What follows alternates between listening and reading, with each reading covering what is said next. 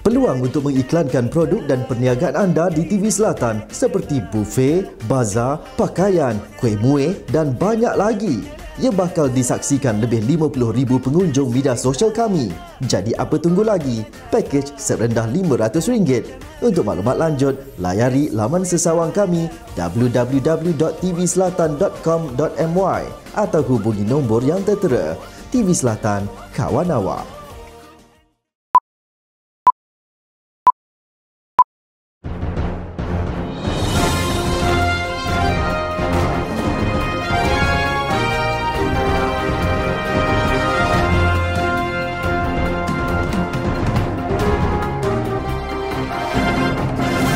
Buletin Selatan 23 Jun 2015. MPPG agih bantuan kepada golongan OKU sempena Ramadan.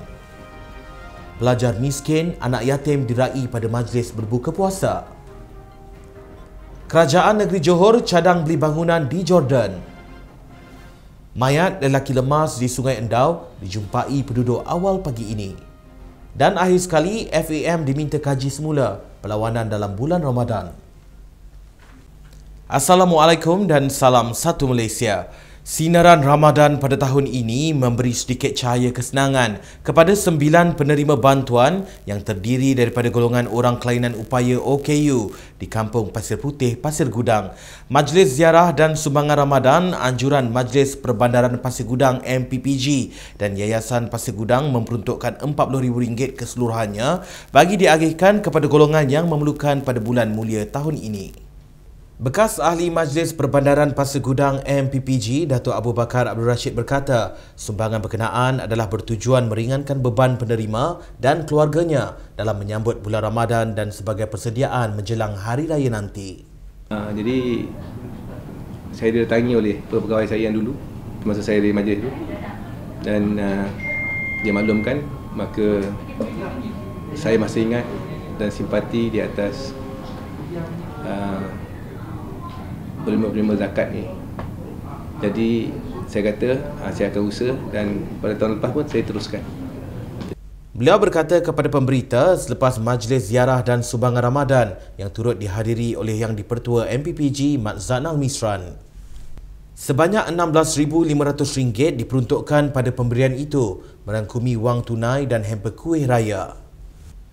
Bagi dua beradik OKU ini yang lumpuh seluruh badan sejak lahir iaitu abangnya Azri Masri 21 tahun dan adiknya Puteri Syakilah Masri 12 tahun mungkin tidak mengerti tentang sambutan Ramadan dan Aidilfitri, tetapi dengan sumbangan daripada pihak MPPG mampu sedikit sebanyak meringankan beban keluarganya. Ibunya, Nodarimah Osman berkata, bantuan bulanan daripada Jabatan Kebajikan Masyarakat sebanyak RM300 seorang tidak mampu untuk menampung perbelanjaan bulanan bagi barangan keperluan dua anak istimewanya yang menelan belanja RM500 sebulan. Kadang diorang ni kan makan instant 2 minggu 1 tin tu, seorang saja. Susu je. Anggaran kos RM500 lah. Seorang? Ibu kepada 6 anak itu menjelaskan penjagaan yang rapi harus diberi perhatian kerana sakit urat saraf yang dialami anaknya itu tidak boleh diambil ringan. Seramai 25 pelajar dari keluarga kurang berkemampuan dan anak yatim diraikan pada majlis berbuka puasa anjuran Tropical Inn Hotel di Johor Bahru malam tadi. Majlis tersebut merupakan sebahagian program tanggungjawab sosial korporat CSR hotel berkenaan bagi memperingati golongan yang kurang bernasib baik. Menurut pengarah urusan Hotel Tropical Inn, Lok Kwek Lee, penganjuran majlis yang memasuki tahun ke-7 ini diharap dapat terus dikekalkan pada masa akan datang. Ia merupakan acara tahunan melibatkan pelbagai rumah kebajikan dan sekolah terpilih. Pada tahun ini, Tropical Hotel Inn meraihkan pelajar dari Sekolah Muhammad Hir Johari Johor Bahru, terdiri daripada 10 pelajar anak yatim, 5 pelajar dari keluarga miskin Tegar dan 10 pelajar dari keluarga miskin untuk berbuka puasa bersama-sama pihak pengurusan hotel. Pada majlis berkenaan turut disampaikan sumbangan duit raya dan kuih raya daripada pihak pengurusan hotel kepada pelajar terlibat. Sementara itu, Guru Penolong Kanan 1 sekolah berkenaan, Fatimah Abdul Rahman berkata, pihaknya mengucapkan terima kasih atas keprihatinan pihak hotel yang meraihkan pelajar berkenaan. Beliau berharap agar lebih ramai pihak terutama syarikat korporat tampil untuk memberi sumbangan dan membantu golongan yang memerlukan. Kerajaan Negeri Johor bercadang membeli sebuah bangunan di Jordan untuk kegunaan para pelajar kelahiran Johor yang sedang melanjutkan pelajaran di negara tersebut. Menurut Menteri Besar Johor, Datuk Muhammad Khalid Nordin, kerajaan negeri menerusi Majlis Agama Islam Negeri Johor MAIJ telah memperuntukkan sebanyak 10 juta ringgit bagi melaksanakan usaha terbabit. Dan kita juga telah melihat keadaan pelajar yang di Jordan di mana kita bercadang untuk membeli bangunan bagi kita menyediakan juga tempat kepada pelajar-pelajar Johor yang terdapat di Aman. Dalam hal ini Majlis Agama Islam Johor telah pun memperuntukkan sebanyak 10 juta ringgit bagi tujuan untuk membeli bangunan di Jordan, di Aman. Beliau berkata kepada wartawan selepas membuat lawatan ke Bazar Ramadan Tamarinting, Pasir Gudang yang turut disertai ahli-ahli UMNO bahagian Pasir Gudang. Pada lawatan tersebut turut disampaikan sumbangan 280 kotak kurma kepada pengunjung dan peniaga di bazar tersebut. Sesi lawatan ke Bazar Ramadan sekitar negeri Johor merupakan aktiviti tahunan yang dilakukan Datuk Muhammad Khalid untuk bertemu rakyat. Dalam pada itu, para peniaga yang ditemui TV Selatan melahirkan rasa teruja dan gembira atas lawatan Menteri Besar Johor itu. Terima kasih pada MB sebab datang tengok kita orang jenguk kat sini. Terima kasih banyak tu je. Ada apa teruja ke kalau dia datang?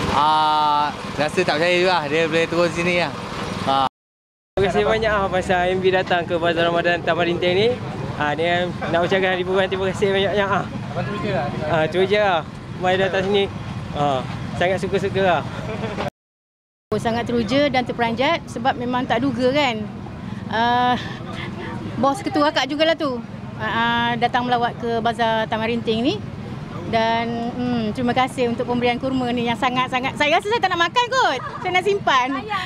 Buat cenderung hati. Okey. Untuk berita selanjutnya, kita kembali lagi selepas ini. Saya memilih produk Restrong ni kerana penghasilannya amat meningkat. Di kawasan yang bermasalah boleh meningkatkan hasil FFB di tahap yang optimum. Pilihlah baja biokimia Real Strong hari ini.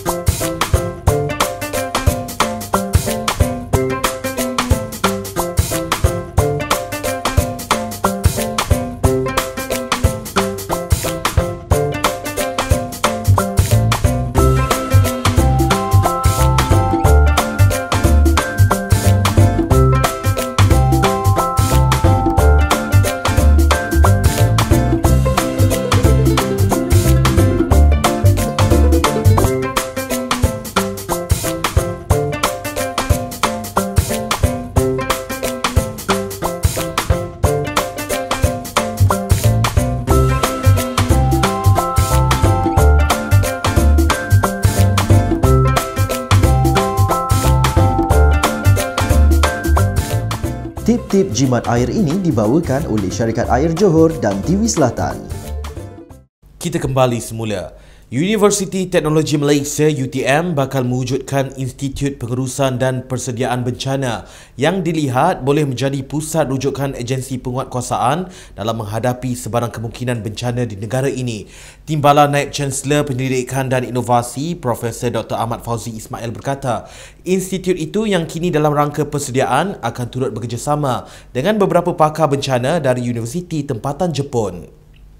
Beliau berkata Malaysia Japan International Institute of Technology di Kuala Lumpur akan menjadi peneraju kepada inisiatif ini dan institut itu akan dibantu oleh ahli akademik UTM yang mempunyai kepakaran dalam hal berkaitan bencana. Menurut beliau, dengan adanya institusi seumpama ini, ia akan dapat mengumpulkan kaedah terbaik pengurusan bencana, terutamanya dengan pelibatan pakar bencana dari Jepun yang sangat berpengalaman dalam menghadapi. Buat masa ini, beliau berkata UTM mempunyai kira-kira 15 ahli akademik yang merupakan pakar dalam pelbagai bidang masing-masing yang boleh berkongsi kemahiran dan pengalaman mereka mengenai bencana alam. Sebelum ini, UTM telah banyak mengeluarkan pelbagai penyelidikan yang menjurus kepada pengurusan bencana, termasuk sistem penghasilan air bersih dari kawasan bencana alam serta rumah amfibia, sebuah model rumah yang sesuai dibangunkan di kawasan sering banjir. Justeru sebagai permulaan, pihaknya berharap mendapat peruntukan sebanyak RM5 juta. Selain pihak kementerian, bantuan pihak industri yang berminat untuk menjadi rakan kongsi atau menyumbang dana adalah amat dialu-alukan.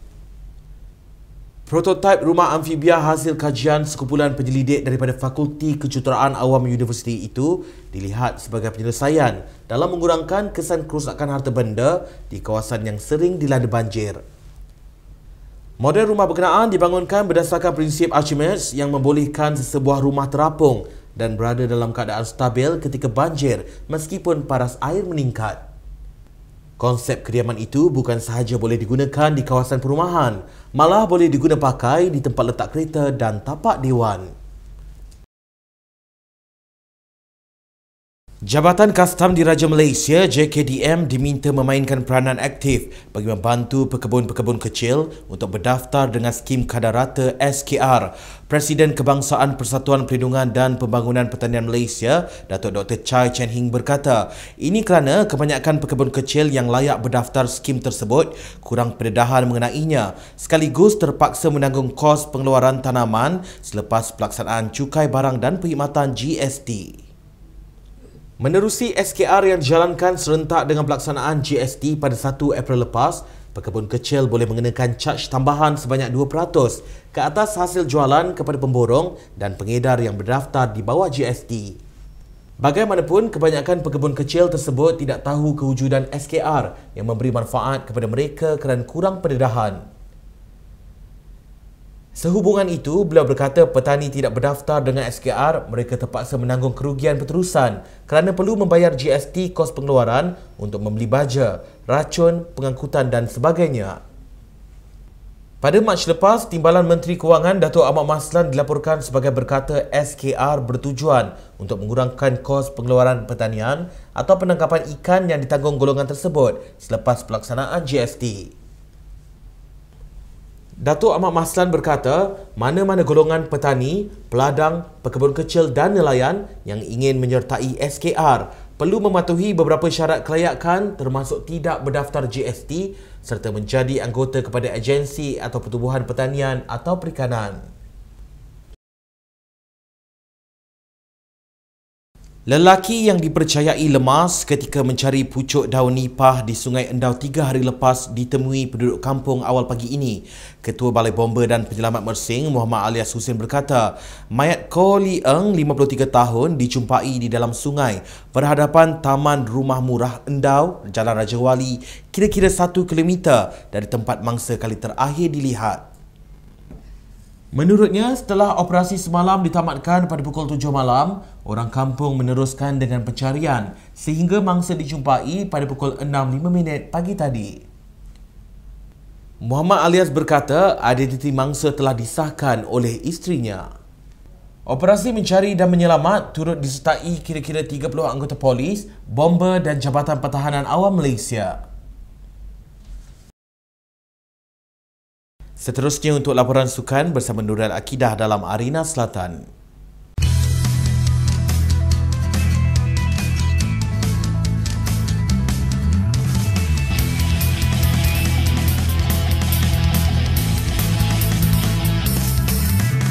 Persatuan Bola Sepak Pulau Pinang FAP berharap agar Persatuan Bola Sepak Malaysia FM mengkaji semula jadual perlawanan bola sepak Liga Perdana yang berlangsung sepanjang bulan Ramadan ini. Presidennya Datuk Seri Nazir Arif Mushir Arif berpendapat FAM perlu menangguhkan semua perlawanan yang berlangsung pada bulan Ramadan ini kerana dilihat sebagai tidak adil kepada pemain maupun penyokong.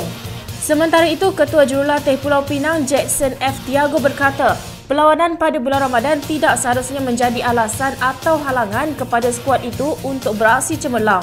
Katanya FAM lebih arif dalam menentukan jadual perlawanan itu dengan mengambil kira beberapa faktor. Selain beliau berpendapat, pihaknya perlu mengikuti ketetapan yang telah diputuskan oleh FAM. Tambahnya, dia sebagai jurulatih import hanya menghormati segala keputusan yang dibuat FAM.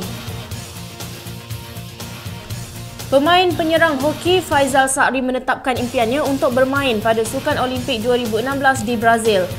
Faizal melalui Persekutuan Hoki Antarabangsa FIH berkata pasukan hoki Malaysia perlu membuktikan bahawa mereka boleh bermain dengan lebih baik dan memenangi separuh akhir Liga Hoki Dunia HWL di Antwerp, Belgium. Skuad hoki negara memulakan kempen separuh akhir HWL dengan mencatat kemenangan 3-2 ke atas China dalam perlawanan pembukaan kumpulan B. Malaysia mendahulu melalui gol cantik Faizal dari sudut sukar pada minit ke-18 sebelum Muhammad Haziq Samsul menambah gol kedua pada minit akhir separuh masa pertama. Kemenangan yang dicapai pada perlawanan Ahad memberi 3 mata kepada pasukan negara yang diletakkan dalam kumpulan B bersama dengan China, Ireland, Belgium dan England. Malaysia dijadual bertemu Ireland pada 25 Jun, Belgium pada 26 Jun dan England pada 28 Jun. Malaysia yang berada pada ranking ke-12 dunia perlu menamatkan saingan pada kedudukan 3 teratas pertandingan bagi melayakkan diri ke Sukan Olimpik tahun depan.